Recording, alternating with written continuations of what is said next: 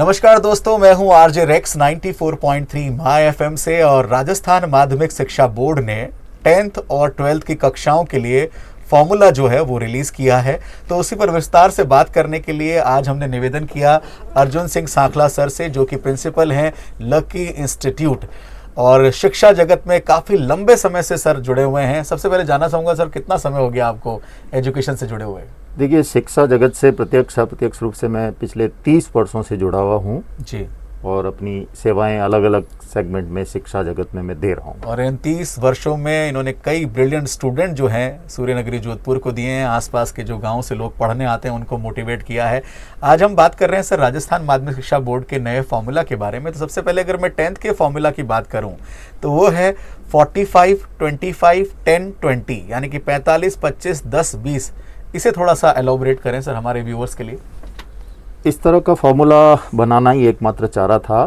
ये जो फॉर्मूला, उसमें ये तय किया गया है कि 45% अंक बार बच्चे के 8वीं में जो अंक आए हैं उसके आधार पर तय होंगे। उसके पश्चात 25% अंक बार 9वीं में जो उनके अंक आए हैं उसके आधार पर तय होंगे।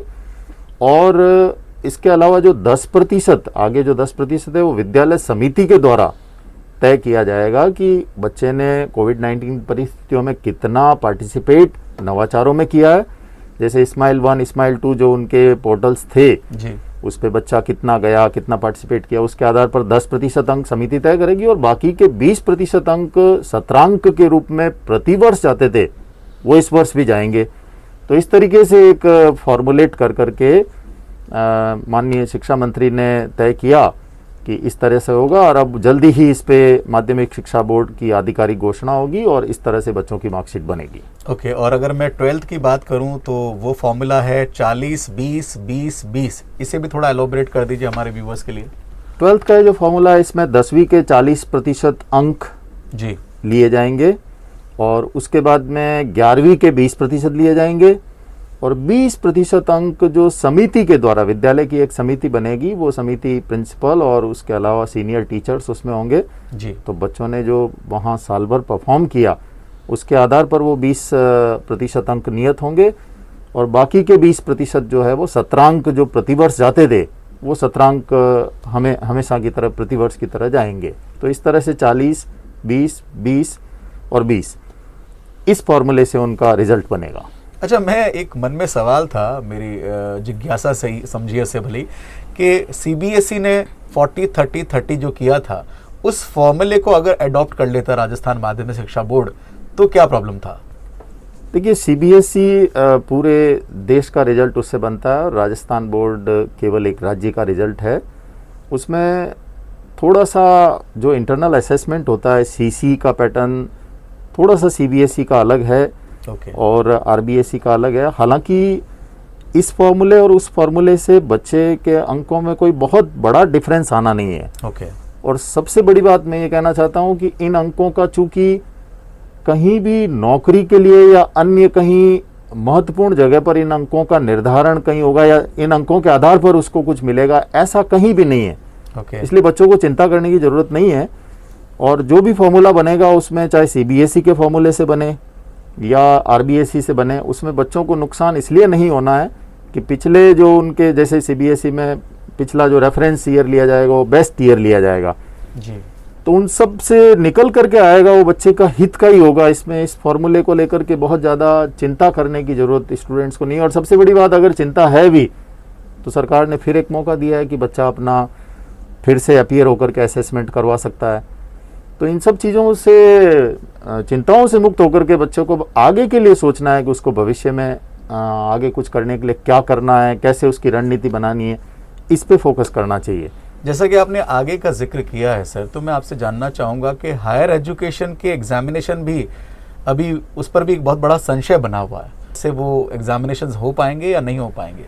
हायर एजुकेशन में अभी तकरीबन 20 लाख बच्चों की परीक्षाओं का प्रश्न है जी। और अभी शिक्षा मंत्री महोदय ने, जो उच्च शिक्षा के मिनिस्टर हैं माननीय भंवर सिंह जी भाटी, उन्होंने कल ही कहा है कि 4 विश्वविद्यालय के वीसीज की एक कमेटी बनाई थी जी। और उस कमेटी ने अपना निर्णय एक तरह से ले लिया है। वैसे उसमें उन्होंने ये कहा कि हर बार बच्चों को इस तरह से अगर हम प्रमोट करते रहे प्रथम वर्ष में कर दिया, द्वितीय वर्ष में कर दिया, तो सही मायने में बच्चे कभी समझ ही नहीं पाएंगे कि वो खड़े कहाँ हैं। जब तक उनका स्व मूल्यांकन नहीं होगा तब तक उनकी वास्तविक परिस्थितियाँ क्या है वो आत्म मूल्यांकन नहीं कर पा रहे हैं बच्चे, तो ये कठिन परिस्थिति है उन बच्चों के लिए। तो ऐसे में कहा कि सेकेंड ईयर का भी एग्जामिनेशन वैसे होना चाहिए, कमेटी के कुछ सदस्यों ने कहा, और फाइनल ईयर का तो होना ही चाहिए। पिछली बार की तरह जैसे कुछ यूनिट्स कम कर दिए, 2 यूनिट कम कर दिए 5 में से, तो 60% सिलेबस के साथ में होना प्रस्तावित था जी। लेकिन इस बार ये भी प्रस्ताव रखा गया कि सेकेंड ईयर का भी कुछ पार्ट हो, जैसे छत्तीसगढ़ एमपीज में कुछ ऐसे फॉर्मूले भी बने जिसमें बच्चे को ओपन बुक एग्जाम करने के लिए कह दिया गया जी। इसके अलावा ये भी कुछ स्टेट्स में ये भी है कि बच्चों को ऑब्जेक्टिव टाइप के कुछ ऑनलाइन असेसमेंट उनके करवा दिए जाए जी। लेकिन इतना बड़ा ऑनलाइन का नेटवर्क दरअसल हर राज्य में है नहीं, और इतने लाखों बच्चों का करवाना संभव नहीं है जी। तो शिक्षा मंत्री महोदय ने कहा कि हम यूजीसी को एक पत्र लिखेंगे। यूजीसी अपनी क्या गाइडलाइन इस संबंध में जारी करती है, यूजीसी अगर कह देती है कि इस तरीके से एग्जामिनेशन करो, तो कमेटी की अनुशंसा और यूजीसी की जो भी धारणा है उसके अनुसार फिर अंततोगत्वा एग्जामिनेशंस हो जाएंगे। तो मुझे ये लगता है कि फाइनल ईयर के एग्जामिनेशंस तो तय है। कुछ जो प्रोफेशनल कोर्स है, प्रोफेशनल कोर्स है मतलब जैसे बीएड एक प्रोफेशनल कोर्स है, एमबीए जैसे प्रोफेशनल कोर्स है, तो इन प्रोफेशनल कोर्सेज के एग्जामिनेशन समहाउ चाहे ऑनलाइन हो चाहे ऑफलाइन मोड में हो करने की सभी कमेटी के सदस्य इस बात पे सहमत है कि प्रोफेशनल कोर्स के एग्जामिनेशन होने चाहिए, अन्यथा उस बच्चे में किसी भी प्रकार के स्किल डेवलप नहीं होंगे। क्योंकि प्रोफेशनल कोर्स के बच्चे सीधे अपने जॉब के लिए जाते हैं उस कोर्स को सीख करके, तो वहाँ पर थोड़ा सा मुझे लगता है कि एग्जामिनेशन करवाने के लिए कटिबद्ध है कमेटी। लेकिन चुनौती है कि 20 लाख बच्चों का अगर फाइनल के भी एग्जामिनेशन हो तो 6.5 लाख बच्चे बिना वैक्सीनेशन के उन बच्चों का एग्जामिनेशन कराना थोड़ी एक चुनौती है। अभी मौजूदा परिस्थितियाँ ये है। बिल्कुल, और बड़ी चुनौती है, और इस चुनौती में हम सबको भी अपना एक डिसिप्लिन रखते हुए आगे बढ़ना है। जो नियम या फॉर्मूलाज सरकार आपके लिए लेकर आ रही है उसमें कहीं ना कहीं बहुत बड़ी रिसर्च टीम काम करती है जो आपके भविष्य के मद्देनज़र उन पैरामीटर्स को डिसाइड करती है। फिर भी अगर आप किसी फार्मूला से या किसी रिज़ल्ट के बनाने के तरीके से नाखुश हैं तो आप परीक्षा दे सकते हैं, जैसा कि मैंने पूर्व में आपको बताया। कोई मैसेज है आपका स्टूडेंट्स के लिए कि कैसे वो इस दौर के आगे अपनी पढ़ाई को कैरी ऑन करें और किस तरह से अपने मॉरल को हाई रखते हुए आगे बढ़ें? मैं स्पष्ट रूप से विद्यार्थियों को कहना चाहूँगा कि इस दौर में अगर आपने कुछ भी गलत आदतें डाल दी है, गलत आदतों से मेरा मतलब है कि जैसे आपकी स्टडी हैबिट्स पहले हुआ करती थी कि आप 7-8 घंटे पढ़ा करते थे, विद्यालय में 6 घंटे नियम से पढ़ते थे, अब वो सारा समय आप घरों में दे रहे हैं।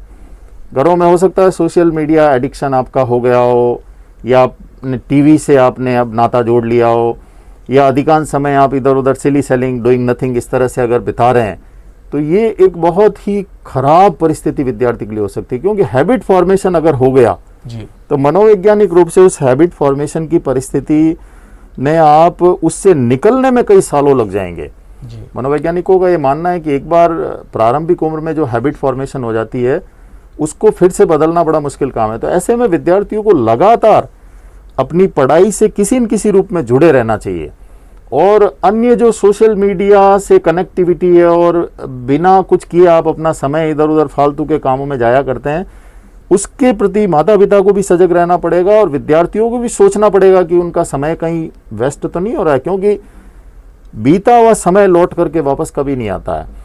You cannot jump into the same river twice. एक ही नदी के पानी में आप दोबारा नहीं कूद सकते, परिस्थितियाँ बदली हुई होगी।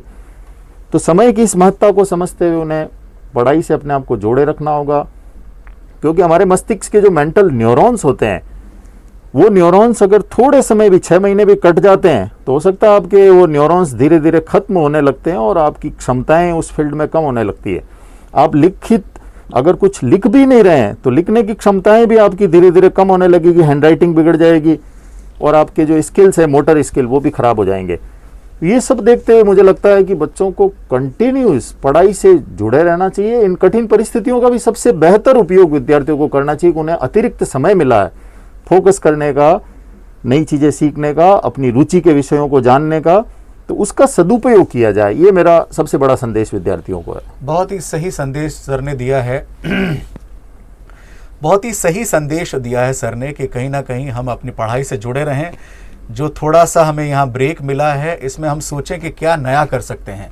जुड़े रहेंगे तो निश्चित रूप से आप अपने पढ़ाई में और अपने फ्यूचर को लेकर जितने भी आपके सपने हैं उन्हें साकार कर सकेंगे। बहुत बहुत शुक्रिया अर्जुन सर हमारे स्टूडियो आने के लिए और ये सारी जानकारियाँ स्टूडेंट्स के लिए साझा करने के लिए। Thank you so much. आपने बहुत ही बढ़िया एक मुद्दे पे बातचीत आज की है, क्योंकि हर पेरेंट्स के मन में, बच्चों के मन में यही जिज्ञासा है कि आगे क्या होगा और या क्या उनको करना चाहिए। आपने मुझे अवसर दिया बच्चों से जुड़ने का, बातचीत करने का। Thank you so much. तो ये थे अर्जुन सर हमारे साथ।